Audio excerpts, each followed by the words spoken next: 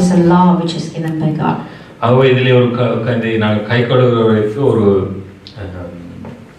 வழிமுறைகள் இருக்கிறது. So there are some ways to follow this. இதை நாங்கள் தவறாய் செய்யும்போது அது எங்களுக்கு ஆபத்தாய் மாறுகிறது. If we do it wrong, then it will become a sin. அதை நான் நிதானிக்க வேண்டும் என்பதற்காக அந்த வார்த்தையை சொல்ல வேண்டிய கடமை எனக்கு இருக்கிறது. Because we have to think for ourselves. That's the reason I'm telling this. So அந்த வார்த்தையை உங்களுக்காக நான் வாசிக்க விரும்புகிறேன். I'm going to read the verse for you. வேதமுள்ளவர்கள் நீங்களும் அதை வாசிக்கலாம். 1 கொரிந்தியர் 11ஆம் அதிகாரம். 1 Corinthians chapter 11.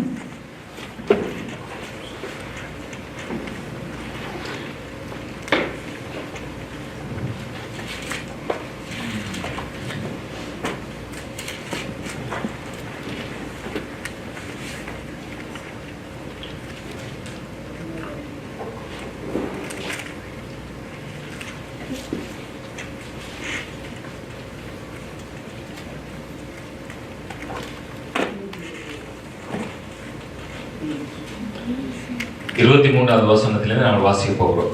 From verses 23. இதுங்க திருவிருந்தை குறித்து பவுல் எழுதுகிறார். Here Paul is writing about the communion. Pavul உண்மையிலே இயேசு கிறிஸ்து மரிக்கும்போது அங்கே இருக்கவில்லை. Paul was not there when Jesus was dying on the cross. ஆனால் அவர் இங்கே சொல்லுகிறார், அதை நான் கர்த்தரிடத்திலிருந்து பெற்றுக்கொண்டேன். But he says that he got from Jesus himself. ஏன் அதில் ஒரு எச்சரிப்பு வருகிறது? திருவிருந்தை தவறாக எடுக்கும்போது பிரச்சனை இருக்குது. Why there is a warning? Because when you take part in this without your self-conscious, then there might be a sin. இதில் சில நீங்கள் முக்காடு கூட போட்டுட்டீங்க திருவிருந்தை காயத்தமாய். Some people have already covered your heads now. அது எனக்கு வேதத்தில் எனக்கு தெரியாது. I never know what's in that.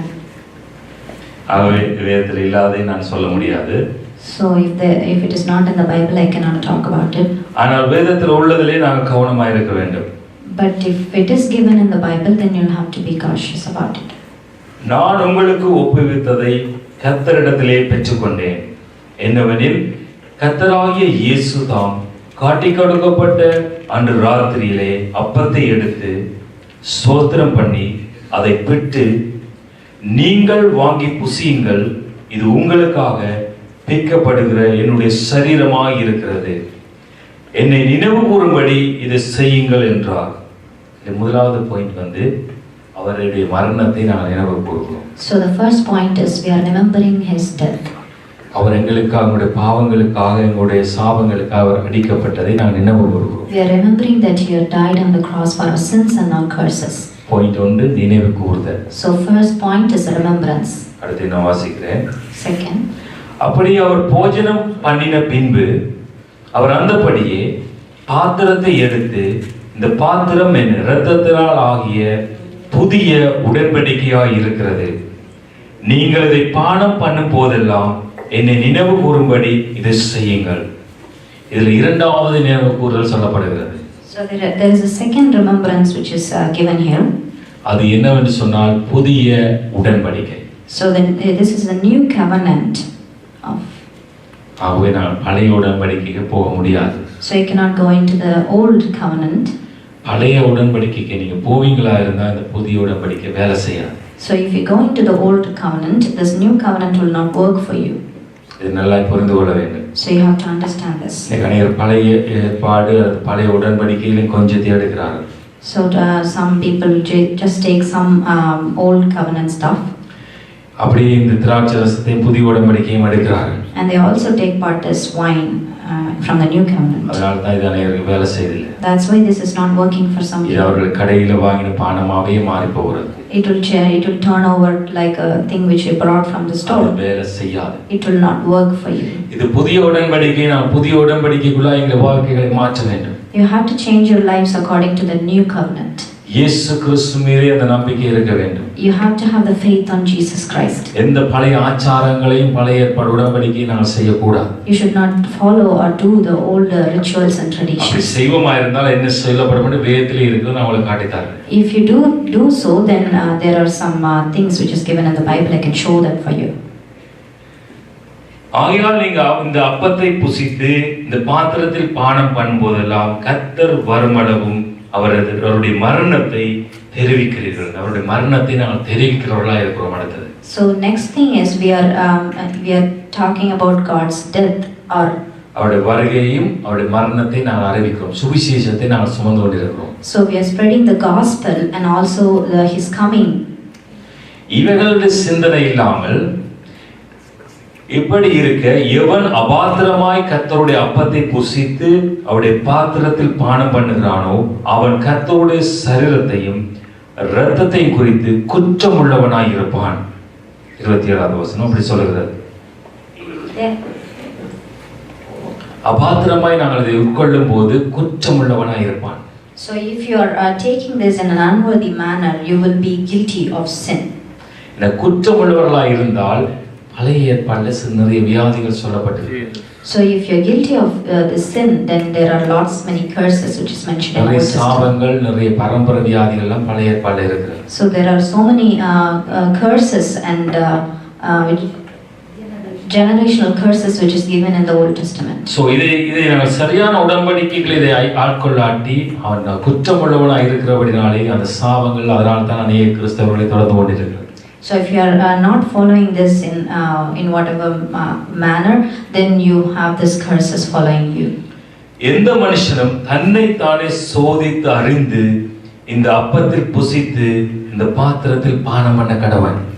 So any man had to examine himself before he eats the bread and drinks the wine. இதுதான் மிக முக்கியமான வசனம். This is very important verse. நீங்க தைரியம் உள்ளவங்க உங்க வீட்டிலே இதை எழுதி வைங்க.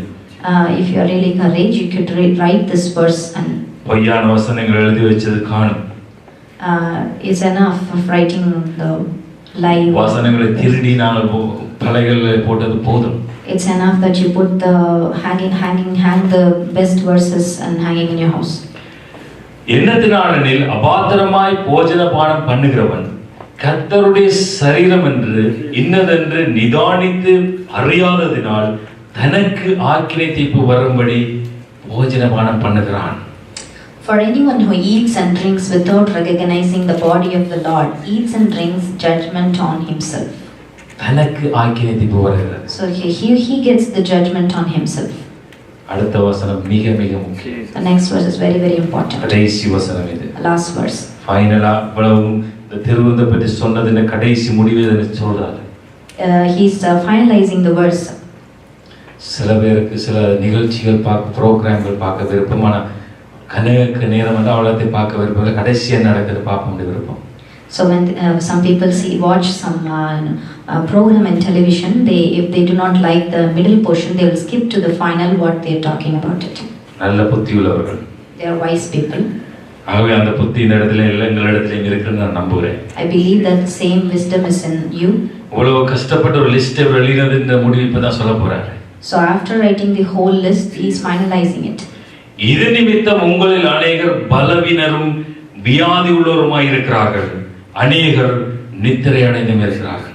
So this is why many among you are weak and sick, and a number of you have fallen asleep. கர்த்தருடைய இந்த புதிய உடன்படிக்கையை புரிந்து கொள்ளாமல் இதில் பானம் பண்ணும்போது உங்களில் அநேகர் பலவீனர் வியாதிகள் மரித்திருக்கிறார்கள். So if you could not understand this new covenant of God, then you might fall sick or you might even die.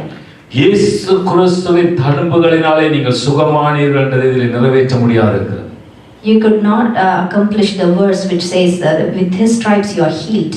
காரணம் மனிதர்கள் கற்றுக் கொடுத்த கற்பனைகளை நீங்கள் இன்னும் கைக்கொண்டிருக்கிறீர்கள் திருவிருந்து இருக்கிறதுக்கு. Because you are still in man created beliefs, that's why you could not follow this new covenant. நீங்க எடுக்கும்போது மெல்ல மெல்ல வந்து பதுங்கி எடுக்கணும், இதெல்லாம் மனுஷன் சொல்லி தந்தது. You have to come very slow and take part in this is what man's teaching. முக்காடு போட்டு எடுக்கணும், மனுஷன் சொல்லி தந்தது. You have to cover your heads to take part in this. தசமாம் போடணும், மனுஷன் சொல்லி தந்தது. You have to give tithes before taking this.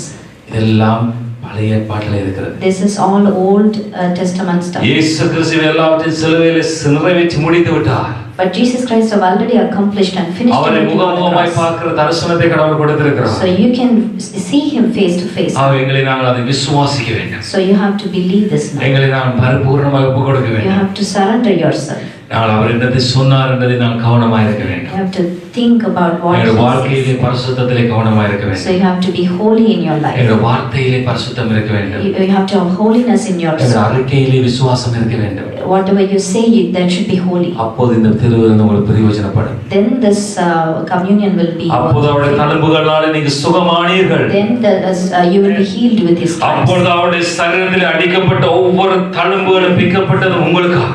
Then this all his flesh and everything is only for you. எங்கட பக்தியாலே அல்ல. Not by your own எங்கட பக்தி கிரியையினாலே நான் பரிசுத்தமாக முடியாத சகோதரனே சகோதரியே. With your own faith and with your own stuff you cannot become holy. இதுதான் வேத சத்தியம். This is what இயேசு கிறிஸ்து எங்களுக்காக எல்லாவற்றையும் சிலுவையிலே செய்து முடித்தார். Jesus Christ have done everything on the cross. அவர் சொன்னது நாங்கள் அவருக்குரிய மாதிரி வாழ வேண்டும். So we have to live the life according to him. மாயமான பக்திகளை மாயமான காரியங்களை மனிதர்கள் போதிக்கிறார்கள். People are teaching so many vanity things in the world. அது இங்கே இல்ல. It's not in the Bible. அதனால தான் இங்கே இருக்கிறது இங்கே நான் போய்விட்டது. That's why when the verses which is in the Bible is not in your heart. ஆகவே நான் அதை குறித்து வருகிற கிழமை அதை குறித்து நான் கற்றுத் தருவேன். I will teach you this when in the coming weeks. நேரத்தில் பாடலை படிக்கிற நேரத்தில் உங்களுக்கு தேர்விருந்து படிக்கிறதுக்கு தெருக்கு உங்களை ஆயத்தப்படுத்திக் கொள்ளுங்கள். உங்களை நீங்கள் நிதானித்துக் கொள்ளுங்கள். ஒரு விஷயம் எழுந்திருப்போம். எல்லாரும் தெருவில் நடக்கிறவர்கள் நீங்கள் எழுந்திருங்கள். இயேசு கிறிஸ்து இரத்தத்தினாலே பாவ மன்னிப்புக்கு உங்களை ஒப்பு கொடுத்த யாரும் இதில் நீங்கள் கலந்து கொள்ளலாம். இது சபை வேறுபாடு அல்ல. அதெல்லாம் மனிதர்கள் போதித்து தந்தது. இந்த சபையில் ஞான சனம் எடுத்தால் அங்கே திருவிருந்தெடுக்கணும், இங்கே எடுக்கக்கூடாது, அங்கே எடுக்க வேண்டும். என் சகோதரிகளே, மனிதன் குருடாக்கப்பட்டு கொண்டிருக்கிறார். மனித சிந்தனைகள் குருடாக்கப்பட்டு கொண்டிருக்கிறது. வேதத்தில் இல்லாதவைகளை நாங்கள் போதிக்கக்கூடாது. வேதத்தில் உள்ளவைகளை ஆணித்தனமாய் அடித்து போதிக்க வேண்டும். இது எங்களுக்கு கொடுக்கப்பட்டிருக்கிற ஒரு கட்டளை. ஆகவே இதில் நீங்கள் கலந்து கொள்ளலாம். இது இயேசு உங்களுக்காக அடிக்கப்பட்டவர், உங்களுக்காக ரத்தம் சிந்தினவர். இதை விசுவாசித்தால் அதை ஒப்பு கொடுத்து ஞானஸ்தானத்துக்கு ஒப்பு கொடுத்தவர்கள் நீங்கள் இதில் வந்து கலந்து கொள்ளலாம். அப்பொழுது அதை உட்கொள்ளும் போது உங்களுக்கு ஆரோக்கியம், அதை நீங்கள் உட்கொள்ளும் போது உங்களுக்கு பரிசுத்தம். வேறு ஒன்றிலையும் பரிசுத்தம் வராது. என் சகோதரியே, நீ செருப்பை குரட்டி போட்டு இதில் வந்தால் உனக்குள்ள பரிசுத்தம் வராது. நீ வெள்ளை உடுப்பை போட்டுட்டு இதில் வந்து நின்றால் உனக்குள்ள பரிசுத்தம் வராது. நீ முக்காடை போட்டுட்டு வந்து இதில் நின்றாலும் பரிசுத்தம் வராது. இதெல்லாம் மனுஷனுடைய விருப்பம். கடவுளுடைய விருப்பம் இருதயத்தில் நீ விசுவாசி. எஸ், எனக்காக அடிக்கப்பட்டார். நான் சாபமான ஒன்றை செய்ய மாட்டேன், பாவமான ஒன்றை செய்ய மாட்டேன், பிறருக்கு அநியாயம் பேச மாட்டேன், பிறருக்கு குறை சொல்ல மாட்டேன், பிறருடைய காரியத்திலே நான் தீங்கு நினைக்க மாட்டேன், மற்றவர்களை நியாயம் தீர்க்க மாட்டேன், என்னையே நான் நியாயம் தீர்த்துக் கொள்வேன். அப்படித்தான் வேதம் சொல்கிறது. உங்களை நீங்களே நிதானித்து அறிந்தால் நியாயம் தீர்க்கப்பட மாட்டீர்கள்.